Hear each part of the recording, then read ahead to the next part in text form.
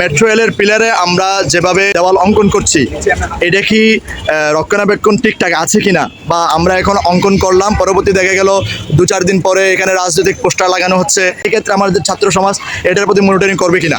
এখন আমি মনে করি এটা শুধু আমাদের স্টুডেন্টদের না, সাধারণ জনগণের দায়িত্ব যেন তারা হচ্ছে এই যে মেট্রো রেলের যে পিলারগুলা বা স্টেশনগুলো আছে এগুলোতে তারা যেন পোস্টার না লাগায়।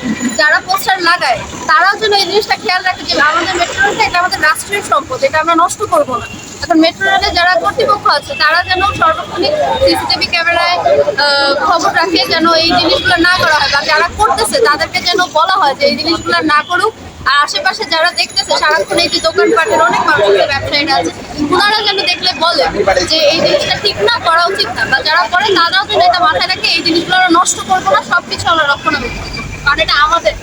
এই 24-এ দেখতে পেয়েছি আমাদের ছাত্র সমাজের পাশাপাশি আমাদের বোনরা, আমাদের ছাত্রী সমাজ অন্যরকম ভূমিকা পালন করেছে, যেটা পৃথিবীতে ইতিহাসে বিরল। পৃথিবীতে কেউ কল্পনাই করতে পারেনি যে ছাত্রীরা এভাবে ট্রাফিক কন্ট্রোল করবে, দুর্নীতির বিরুদ্ধে বাজার মনিটরিং করবে, রাস্তাঘাটের যে চাঁদাবাজি সেটার বিরুদ্ধে লড়বে, এবং দেশ স্বাধীনতার ক্ষেত্রে তাদের অগ্রণী ভূমিকা থাকবে।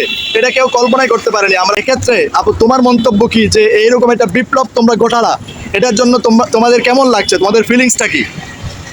আমাদের তো ভালো লাগবে, কারণ আমরা চাইছি এটা যে এতদিন যেই জিনিসটা হয়ে আসছিল আমরা ঠিক মতো কথাও বলতে পারতাম না, কোনো কিছু প্রকাশ করতে পারতাম না, কিন্তু এখন সেই জিনিসটা আমরা করতে পারছি।